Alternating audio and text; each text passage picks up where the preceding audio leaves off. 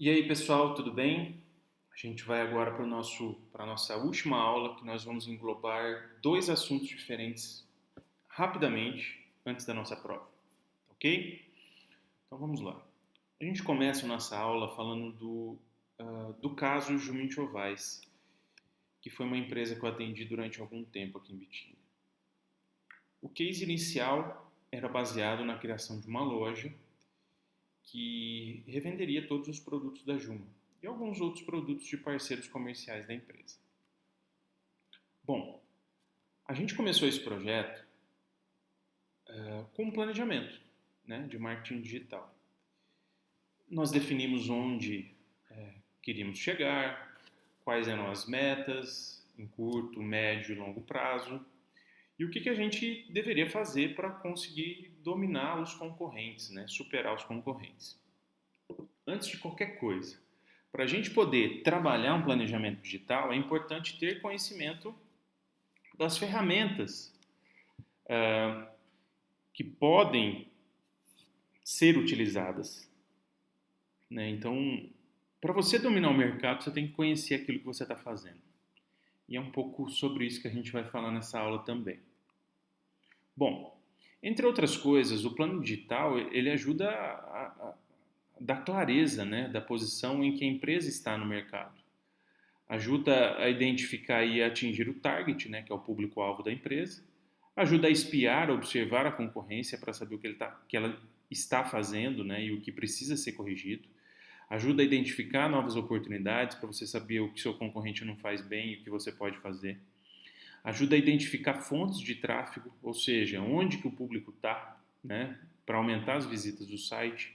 Ajuda a melhorar o posicionamento da empresa, né, da forma como as pessoas enxergam a sua marca. Ajuda a aumentar o negócio e ajuda a identificar os passos necessários para seguir, né, para atingir os objetivos pré-definidos. Bom, monitoramento.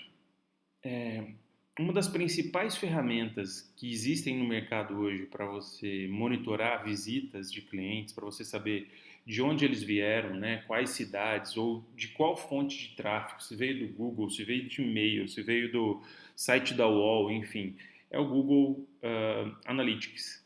Ele ajuda a identificar várias questões importantes, como o tempo de navegação do usuário dentro da sua página.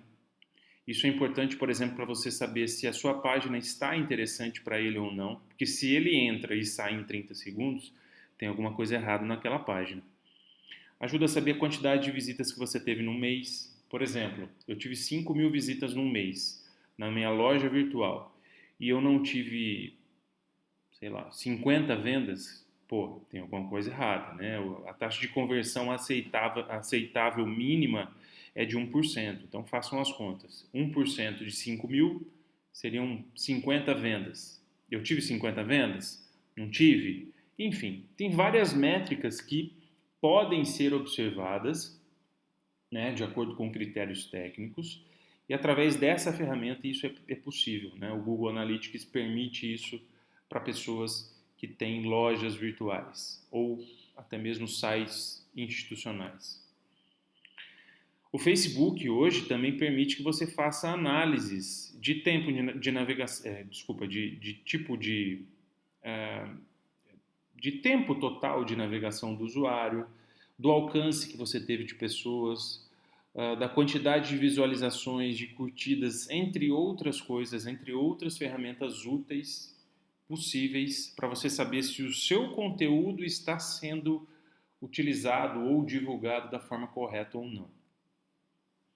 Bom, basicamente, o que é o Google AdWords? Talvez você já tenha ouvido falar, mas não saibam o que é. É uma ferramenta de link patrocinado, né, e anúncios visuais do Google que ajuda você a anunciar seu produto, né, de forma paga, por clique ou por impressão.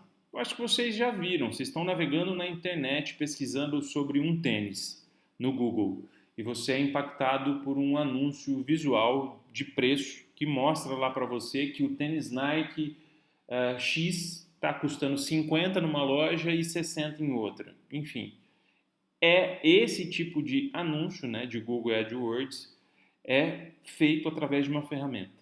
O Google Analytics é o que eu mostrei para vocês agora há pouco, que faz uma análise do tráfego do site, das visitas do site. O conceito de SEO, na verdade, é um conjunto de técnicas que faz com que o seu site, né, desde que utilizadas da forma correta, faz com que o seu site seja mais bem ranqueado no Google. Então, vamos imaginar que eu estou pesquisando sobre o mesmo tênis. Ali, entre os primeiros anúncios, as primeiras publicações que a gente recebe são os anúncios pagos. Logo após esses anúncios pagos, existem anúncios que não são pagos, que são anúncios que a gente chama de anúncios, né, de resultados orgânicos, que são obtidos através de trabalho bem feito de SEO. Né? Então, SEO ajuda a ranquear os sites independente do anúncio. Então, um site que é bem feito do ponto de vista do SEO, ele consegue bons resultados mesmo sem os anúncios. E-mail marketing é uma comunicação através de e-mail que, para ser feito da forma correta, deve ser autorizado pelo receptor, pelo consumidor, né? Não adianta você comprar um banco de dados com vários e-mails e utilizar ele sem que a pessoa tenha se cadastrado. Não faz sentido. Então, um trabalho bem feito de e-mail marketing é aquele em que você conquista os cadastros para posteriormente utilizar esses meios para comunicação. Redes sociais. A rede social, ela vende? Vende, mas ela deve ser utilizada principalmente para relacionamento, não objetivando diretamente a venda para o consumidor final. Bom, a gente finalizou o nosso módulo extra, agora a gente vai começar a falar um pouco sobre desenvolvimento do planejamento estratégico orientado para negócios. Planejamento estratégico nada mais é do que um planejamento onde você vai reunir todos os setores da sua empresa para saber onde você quer chegar e de que forma você vai fazer para chegar, para alcançar aquelas metas e objetivos pré-definidos. Ele nada mais é do que um processo gerencial para você manter um ajuste viável entre objetivos, habilidades e recursos que estão disponíveis dentro de uma organização. E ele sempre é baseado numa oportunidade existente no mercado. Então, o objetivo do planejamento estratégico, né, de uma forma direta e reta, é dar forma aos negócios e aos produtos da empresa, para você conseguir obter os lucros, né, e alcançar os objetivos previamente propostos. Como que se começa a fazer um planejamento estratégico? Através da análise SWOT. Você analisa as forças, fraquezas, ameaças e oportunidades da sua empresa. Entende-se como, nesse caso específico, como uma oportunidade, uma ocasião própria e favorável, algo que vem em um momento oportuno. Ou seja, se a gente imagina que um planejamento estratégico começa como uma oportunidade, você só tem uma oportunidade de fato se ela é própria e favorável em um determinado momento. Se a sua empresa não consegue abraçar aquela oportunidade, se a sua empresa não consegue desenvolver aquele projeto naquele momento específico, aquilo não é uma oportunidade. É importante analisar os ambientes externos e internos de uma empresa, né? A oportunidade ela se apresenta quando uma empresa de fato pode lucrar, né? E pode desenvolver aquele novo projeto. Se ela não tem capacidade produtiva, não faz sentido. Aquilo não é uma oportunidade. Para Kotler, o sucesso de uma organização depende dela superar os pontos fortes dos concorrentes. Sem isso, esquece. Ele recomenda que as empresas façam uma análise detalhada de si própria para mensurar a atratividade e a probabilidade de sucesso das oportunidades. Então, ela tem que analisar antes se aquilo realmente é uma oportunidade. Ninguém produz. Mas será que você consegue fazer com excelência para aquilo realmente poder superar os concorrentes? A análise das oportunidades, ela deve ocorrer no momento em que o profissional de marketing identifica de fato aquilo como uma oportunidade. né? Então, vamos imaginar o seguinte, uma empresa de brinquedos detectou que os pais, hoje em dia, estão preferindo comprar um presente muito bom para os seus filhos, porque antigamente uma família com 7 filhos procurava dividir todo o dinheiro que tinha para presentear os 7. Hoje em dia, uma família tem 1, 2 filhos. Então, essa família, ela consegue comprar um presente melhor tendo menos filhos. Então, isso é uma oportunidade para ela desenvolver produtos melhores do que eram desenvolvidos antes. Então, a gente consegue entender aí uma oportunidade. Uma análise interessante de oportunidade, né, a ser feita é o seguinte: quem vai desenvolver e implantar os planos? Então, peraí, para eu desenvolver esse novo produto, eu tenho que fazer um produto assim, assim, assado. Como que eu vou envolver todos os setores para fazer o produto exatamente como o mercado espera? Os profissionais que vão desenvolver os planos são os mesmos que vão implantá-los? Já existe um envolvimento natural entre eles?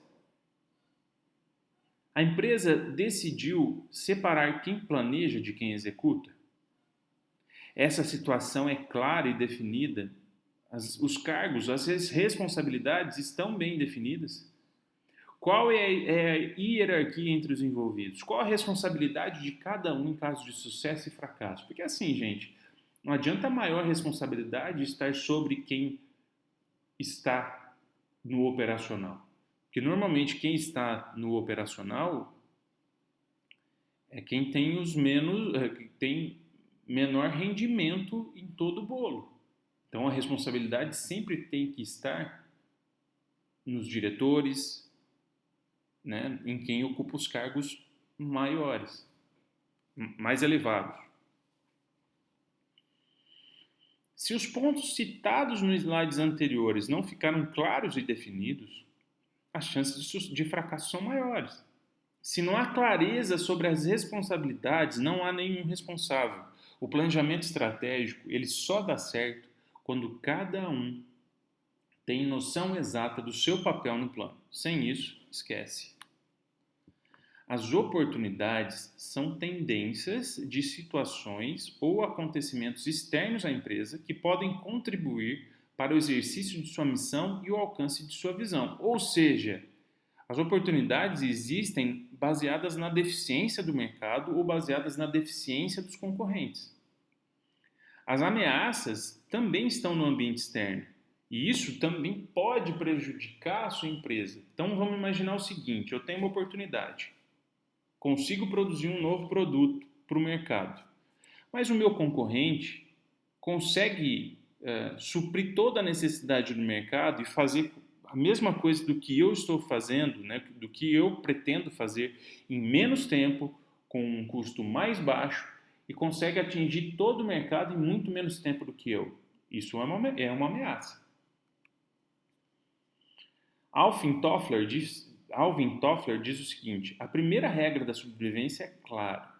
Nada é mais perigoso do que o sucesso de ontem. Ou seja, não dá para a gente se basear no que dava certo. A gente tem que pensar no que pode, num novo cenário, né? No que pode ser um novo cenário.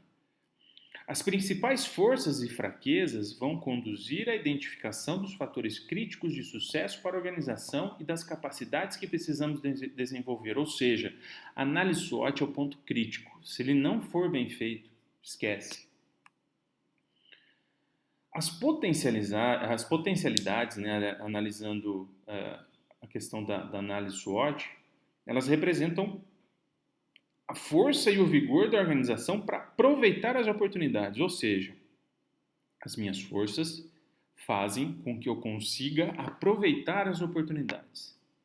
As minhas fraquezas ou vulnerabilidades apresentam a fraqueza da organização para lidar com as ameaças. A gente tem que eliminar as vulnerabilidades. As capacidades defensivas mostram onde as forças das organizações conseguem formar uma barreira às ameaças. E as debilidades sinalizam onde as fraquezas da organização impedem ou dificultam o aproveitamento das oportunidades do futuro. Como fazer o diagnóstico interno? Bom, a primeira coisa, a gente precisa, ali do lado esquerdo, né? A gente começa pelos recursos tangíveis e intangíveis. Quais são os recursos disponíveis na empresa? Tangíveis e intangíveis. Maquinário, pessoas. Qual que é a capacidade produtiva? Quais são as forças e fraquezas dessa empresa? E quais são os fatores críticos de sucesso? O que pode fazer com que a gente tenha sucesso de fato? Depois disso, a gente descobre, né, as competências essenciais da empresa. E a partir disso, o que eu vou fazer para criar uma vantagem competitiva perante os meus concorrentes no mercado? Essa vantagem competitiva, ela pode se tornar uma competitividade estratégica a partir do momento que eu consigo comunicar isso bem para o mercado. A descoberta dessas competências essenciais também podem fazer com que o meu produto seja valioso, raro, difícil de imitar. Essa deve ser a busca constante. E a partir disso a gente faz uma análise da cadeia de valores. Devo terceirizar ou não o meu produto? Pensem o seguinte: a estratégia, ela não é só no desenvolvimento de um produto único, ela também é a forma como a gente comunica ele. Por exemplo, uma visão míope da Copenhagen, a gente pode falar objetivamente que eles fabricam chocolates. Só que a visão estratégica é de que eles vendem presentes. Eles não vendem um simples chocolate. O chocolate deles é bom, é único, mas eles sabem trabalhar isso. Eles sabem posicionar corretamente o seu produto no mercado. Assim como a Nike. Uma visão simples é que eles vendem produtos esportivos, mas eles, na cabeça dos consumidores, pode ser atitude. A Montblanc, canetas, prazer de escrever. A FedEx, que é o Sedex americano, paz de espírito. A BMW, prazer de dirigir. A Harley Davidson, estilo de vida. A CIA, ela não vende roupa, ela vende moda. A Fuji, imagens e informação. A revista Exame, ideias. A Marco Polo, que é aquela fábrica de carrocerias, soluções e serviços para transporte coletivo. A General Motors, pessoas em movimento. A Honda, transporte. A Revlon, beleza e esperança. E a Avon, beleza. Conseguem entender a diferença entre uma visão míope e uma visão estratégica? Não é um simples produto, é o conceito que você vai vender para ele.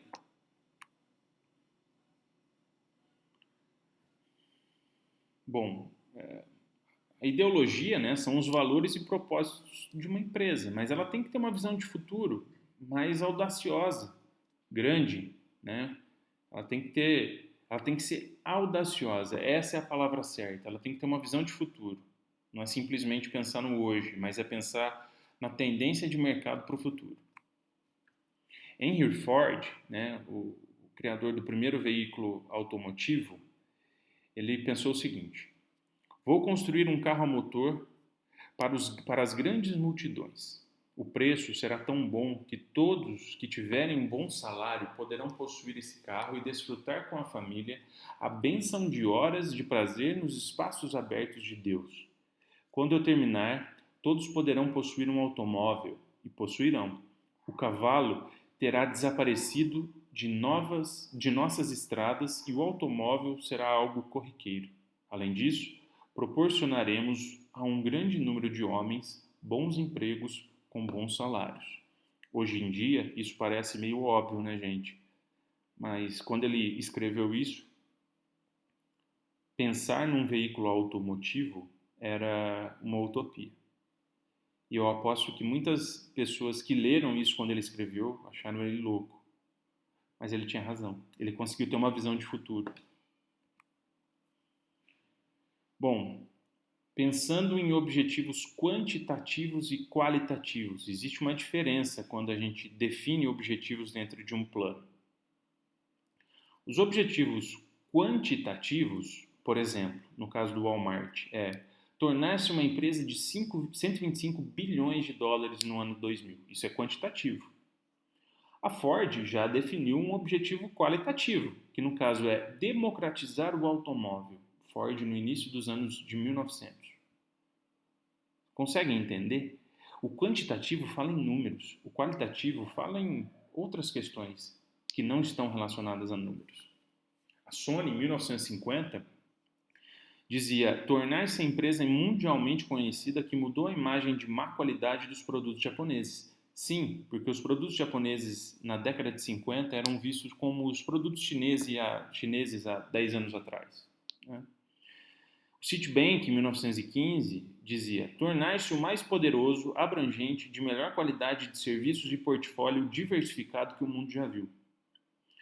A Boeing, em 1950, tornar-se a empresa dominante do mercado de aviação comercial e trazer o mundo para a era do jato. Né? Naquela época, o jato era pouco disseminado, era mais turbohélice. Pensando em objetivos de longo prazo, né? Objetivos de longo prazo grandes e ambiciosos podem ajudar na construção de uma visão de uma empresa, né? Talvez bater o inimigo também seja uma alternativa, né, de visão de futuro. A Philip Morris, em 1950, dizia bater a RJR como número 1 do mercado de tabaco. A RJR era a número 1 na época, hoje em dia é a Philip Morris. A Nike, na década de 60, dizia esmagar a Adidas. A Adidas, durante muito tempo, foi a pioneira, né, foi a líder de mercado. Hoje em dia, elas dividem esse mercado em alguns mercados específicos, cada uma vence, né? Mas a Nike cresceu muito nos últimos anos, da década de 80 para cá, principalmente. A Yamaha, a Honda dizia, destruiremos a Yamaha. A Honda disse isso em 1970. Ou o objetivo pode ser baseado em alguma outra empresa. Por exemplo, a Giro Sport, que é uma fábrica de bicicletas, dizia tornar-se a Nike da indústria de bicicletas. E a Stanford, em 1940, dizia tornar-se a Harvard do Oeste. São duas universidades, né?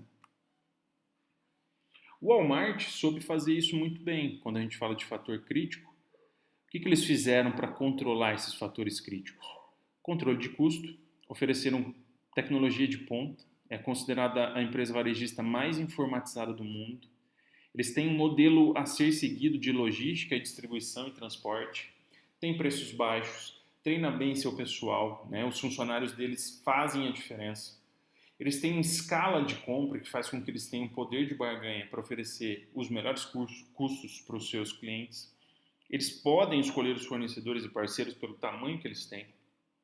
E eles têm um profundo conhecimento da concorrência. Isso é saber controlar os fatores críticos de sucesso. Outras questões: tecnologia, fabricação, distribuição, comercialização, capacidade organizacional. Tudo isso você precisa controlar. A tecnologia está relacionada à inovação do seu produto, do processo produtivo. A fabricação está relacionada a preços baixos, alta produtividade. A distribuição está baseada na forte rede de atacadistas e varejistas, na rapidez das entregas. A comercialização está baseada na força de vendas, treinada, embalagens atraentes, garantia ao cliente. E a capacidade organizacional está relacionada a sistemas superiores de informação, tempo de resposta às mudanças. Todo o planejamento ainda deve conter plano de ação, demonstração dos resultados projetados, onde você quer alcançar, o que você quer alcançar, e o controle. O controle nada mais é do que você controlar o que está sendo feito para saber se você precisa melhorar, alterar, adequar. O plano de ação, ele define regras para saber quem vai fazer, até quando e de que forma. Define os responsáveis, quem vai cobrar e quem vai executar. E o prazo para cada uma dessas ações. Esse é um exemplo de plano de ação. O que, quem, como e a data. O que tem que ser feito, quem vai fazer, como que vai fazer e a data específica. Eu acredito que vocês já tenham visto N modelos de plano de ação, né? Não preciso ficar aqui descrevendo. A demonstração dos resultados, ele faz uma análise dos resultados frequentemente, por cada responsável e analisado por cada um deles. O controle, como que você vai saber se você chegou onde você gostaria? Sem esse controle frequente, não existe planejamento estratégico. Os resultados obtidos, né, na análise do desempenho devem ser usados pela empresa para aprimorar os seus objetivos, para mudar as estratégias, né? E ele constitui nada mais é do que a ligação entre os objetivos e a execução prática das atividades da empresa. É isso. Deixo aqui meu abraço, meu beijo, até mais ver.